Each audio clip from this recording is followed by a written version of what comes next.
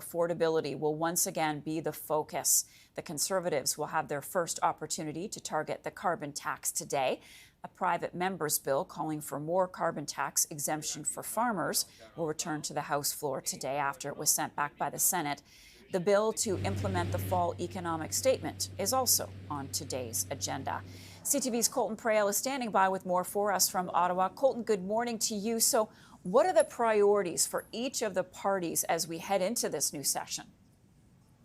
As you mentioned, Marcia, affordability is the topic du jour. It's been the topic for the last year, but we're seeing the Liberals change tact a little bit when they focus on affordability. They've gone back to an old slogan, building a stronger middle class. That was the focus of their cabinet retreat 2 weekends ago. It was the focus at caucus, and it's the message they want to convey to Canadians. They'll have a chance to do that, as you mentioned, when there's the debate on the fall economic statement. Of course, that wasn't passed in the last sitting. They'll have to do that in this spring session, and it'll give them an opportunity to highlight what they've done so far. But interestingly, there are no new government bills on the agenda for this first day of session. It means no new initiatives from the Liberals. That said, we are expecting to hear from the Deputy Prime Minister along with the other four main ministers, Champagne, Anand, Fraser and Miller. They have a press conference just before 1 o'clock this afternoon.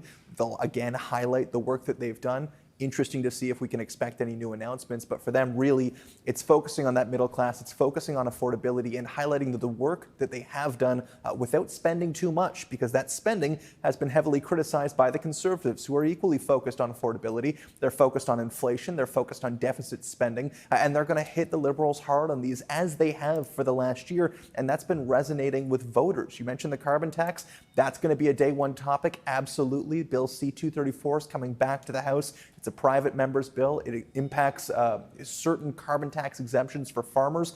It went to the Senate. They made some adjustments. It's coming back to the House. We already know the Conservatives don't agree with those adjustments, so they'll have to redebate this bill.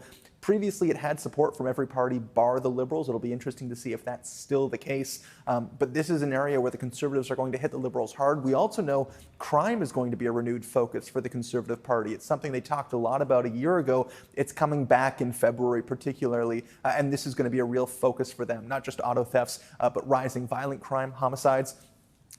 Homicides were at a 30-year high in 2022. Overdoses are a major problem as well across the country, especially with fentanyl. That's going to be a focus for Conservatives, drawing more attention to that. And then for the NDP, you have two big things. One, pharmacare, of course, that has to get done by the end of March. And more importantly, they're calling for an emergency debate on housing and homelessness in particular.